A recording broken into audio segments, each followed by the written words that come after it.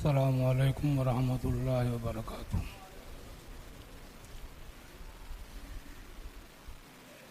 اللہ اکبر اللہ اکبر لا الہ الا اللہ واللہ اکبر اللہ اکبر وللہ الحمد۔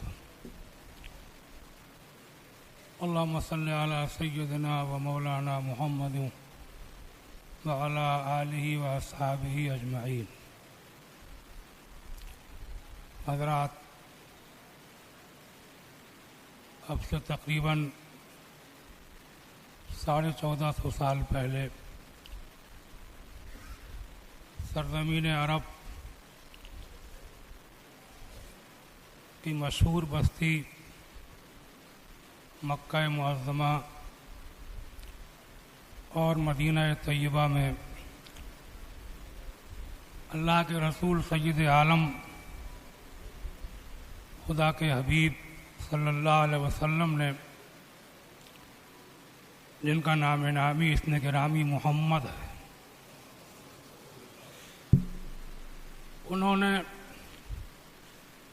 ایک قوم کی بنیاد بھی رکھی اور ایک مذہب کی بنیاد بھی رکھی۔ ایک سچا مذہب بھی شروع ہوا اور بنام مسلمان ایک قوم بھی بنتی چلی گئی۔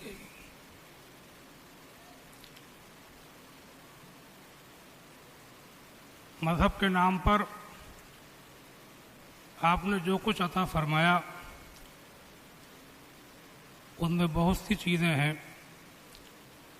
جب آپ مدینہ طیبہ تشریف لائے، وہاں کے لوگ،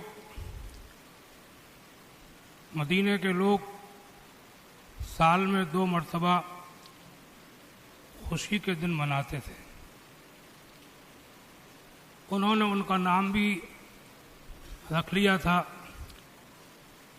حضور نے پوچھا کہ یہ کیا دن ہے؟ انہوں نے کہا یا رسول اللہ، یہ وہ 2 دن ہیں جن میں ہم لوگ خوشی مناتے ہیں، یہ ہمارے تہوار ہیں۔ ارشاد فرمایا، اے لوگو، اللہ تعالیٰ نے ان سے کہیں زیادہ بہتر تمہیں 2 دن عطا فرمائے ہیں، خوشی کے دن، تہوار کے دن، ایک عید الفطر اور ایک عید الاضحیٰ۔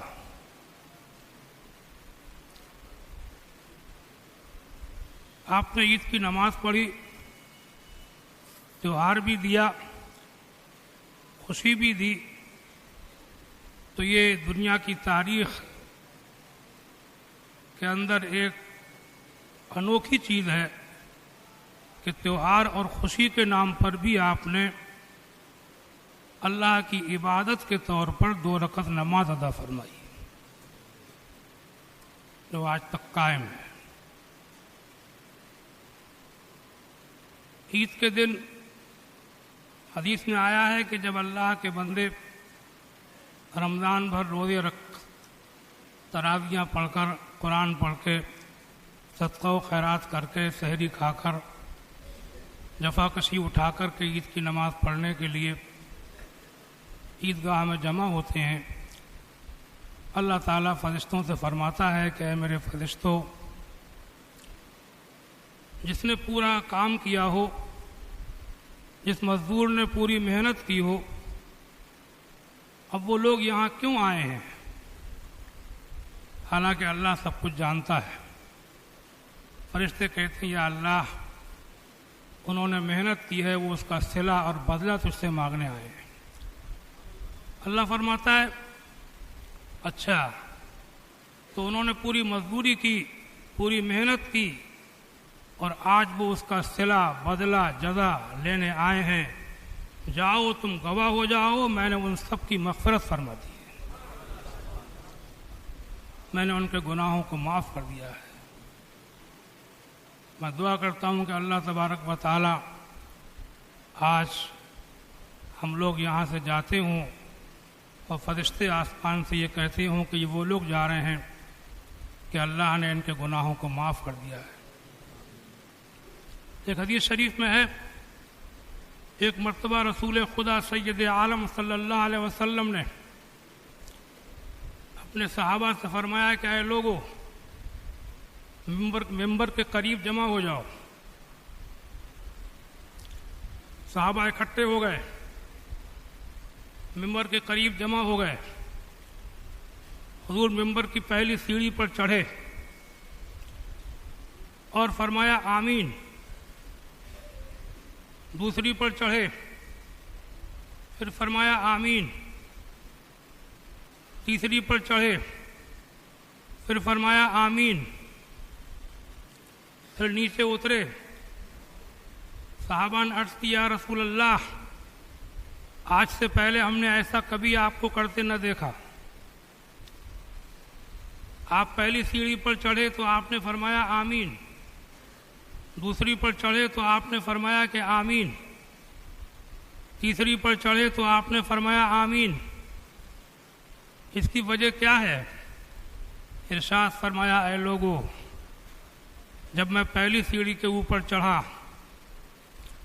تو میں نے دیکھا کہ جبرائیل امین علیہ السلام دعا کر رہے ہیں کہ یا اللہ اس کے لیے رحمت سے دوری ہو۔ اس کو رمضان کا مہینہ ملا اور اس نے اپنی مغفرت نہ کروائی، تو ان کی دعا پر میں نے کہا آمین۔ جب دوسری سیڑھی پر چڑھا، حضرت جبرائیل علیہ السلام نے دعا کی یا اللہ اس کے لیے رحمت سے دوری ہو، جس کے سامنے تیرے نبی کا ذکر کیا جائے اور وہ ان پر درود نہ بھیجے، اس کے لیے تیری رحمت سے دوری ہو۔ تو میں نے کہا آمین۔ اس کے بعد جب میں تیسری سیڑھی پر چڑھا، جبرائیل امین نے فرمایا اے اللہ اس کے لیے رحمت سے دوری ہو جس کو اس کے ماں یا باپ بڑھاپے میں ملے، ماں ملی یا باپ ملا اور ان کا بڑھاپا اس نے پایا، اور ماں باپ کے ذریعے سے ان کی خدمت کر کے وہ اپنے آپ کو جنتی نہ بنا سکا، اس کے لیے رحمت سے دوری ہو۔ تو میں نے کہا آمین۔ ایک پیغام ہے یہ، سمجھے آپ؟ تو یہ ہے ہمارا آپ کا عید کا دن۔ اللہ رب العزت کا بے شمار فضل و کرم ہے۔ اس موقع پر میں یہ بھی یاد دلاتا ہوا چلوں گا کہ 2 سال سے ایک وبائی بیماری کی وجہ سے ہم لوگ باقاعدہ طور پہ عید کی نماز نہیں پڑھ سکے، لیکن اللہ کا فضل و کرم ہے کہ آج عیدگاہ بھری ہوئی ہے اور وہ دن اللہ نے پھر سے لوٹا دیے۔ اور یہ عیدیں اور یہ تمام اسلامی شعار، یہ سب صرف ایک تہوار نہیں ہے، صرف ایک خوشی منانے جھومنے کا دن نہیں ہے، صرف اچھے کپڑے پہننے کا دن نہیں ہے،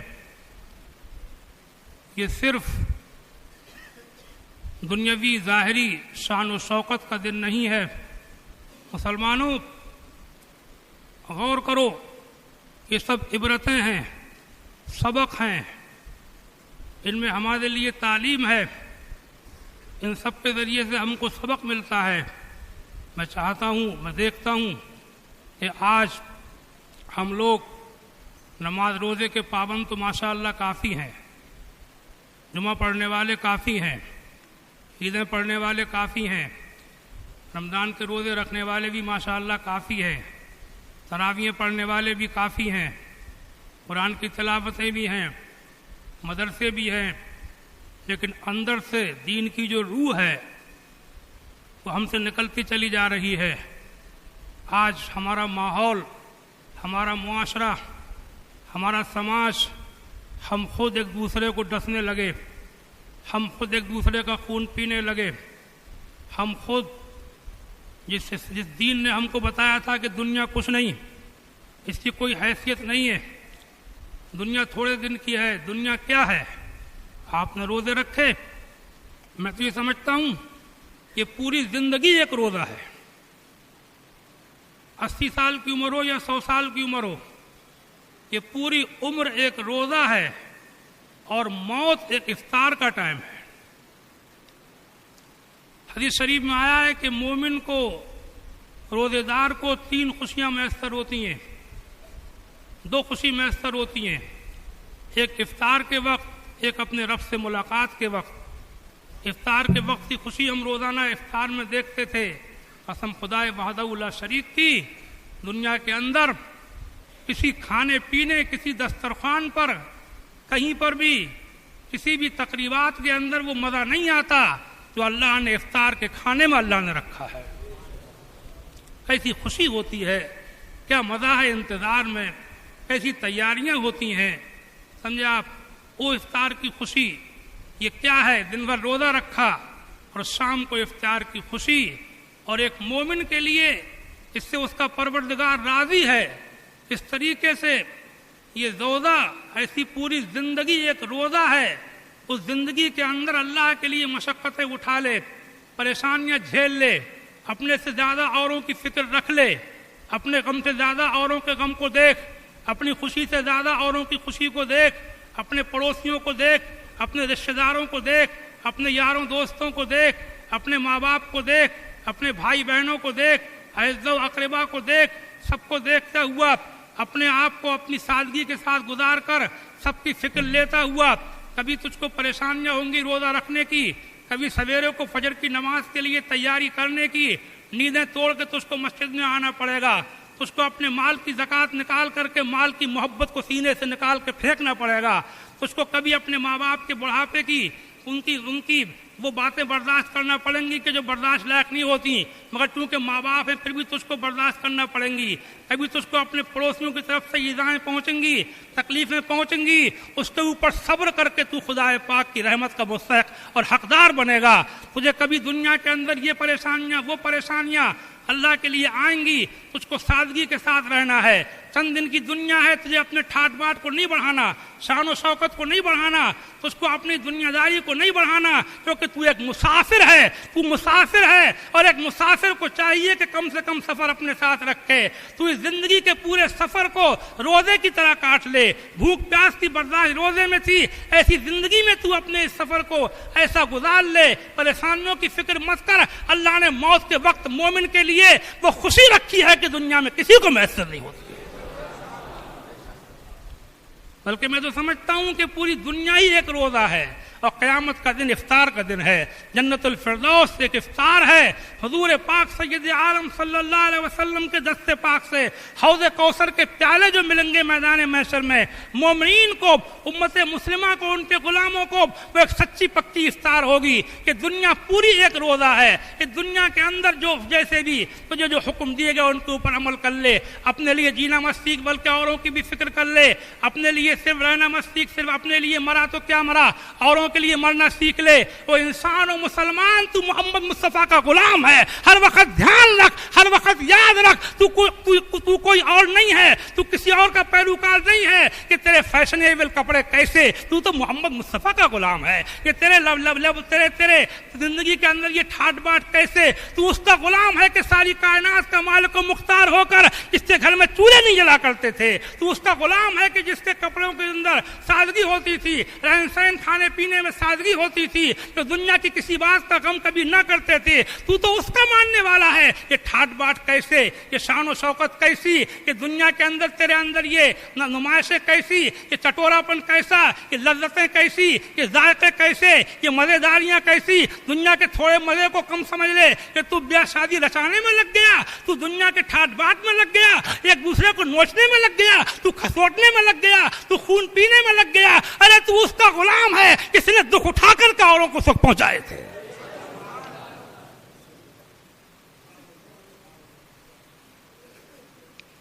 کیا ہوگا ان تقریروں سے؟ اللہ توفیق دے۔ میں کبھی کبھی اکیلے میں دعا کرتا ہوں کہ تقریریں میں نے بہت کر لی، 32 سال اسی عیدگاہ میں تقریریں ہوتے ہو گئے، 40 سال کا عرصہ میری تقریروں کا گزر چکا ملک کے اندر، ہر قسم کے پیغام میں نے پہنچائے ہیں، لیکن افسوس کہ میں عمل نہیں کرا سکا۔ مجھے دکھ اس بات کا ہے کہ میں نے کہا سب کچھ مگر میں کرا نہیں سکا۔ آج میں جاتے جاتے یہ دعا کر رہا ہوں، پتہ نہیں زندگی کا کوئی بھروسہ نہیں، اے میرے پروردگار، اے میرے رب غفور مہربان، سب کچھ تیری طرف سے ہے۔ اے اللہ، اے رب کریم، میں دعا کرتا ہوں کہ اپنے ایسے بندے پیدا فرما دے۔ ہم تو خالی منہ زوری کر کے چلے، تقریریں کر کے چلے، باتیں کر کے چلے، تعریفیں کرا کے چلے، داد و تحسین لے کر کے چلے، اپنی واہوائی لوٹ کر کے چل دیے، ہم تو پیٹ بھر کے چل دیے۔ اپنے ایسے بندے پیدا فرما دے، سب عزم والے، استحکام والے، استقلال والے، ہمت والے، توکل والے، خشیت والے، تیرے علاوہ کسی سے نہ ڈرنے والے، صرف تجھے بھروسہ کرنے والے، محمد مصطفیٰ کے سچے وفادار پیدا فرما دے، دین کی تبلیغ کرنے والے پیدا فرما دے۔ اے میرے پروردگار، ایک مرتبہ دنیا کو محمد مصطفیٰ کے مدینے کا جلوہ دکھا دے۔ یقین محکم، عمل پہ ہم، محبت فاتح عالم، یقین محکم، عمل پہ ہم، محبت فاتح عالم، جہاد زندگانی میں ہے یہ مردوں کی شمشیر ہے۔ اللہ اکبر، اللہ اکبر، لا الہ الا اللہ واللہ اکبر، اللہ اکبر، وللہ الحمد۔ یہ کوئی تقریر نہیں، بس ایک پیغام ہے، لے کے جاؤ اور دنیا کو پہنچاؤ، گھروں میں بھی سنواؤ۔ اور میں آپ کی خدمت سے اب جانے سے پہلے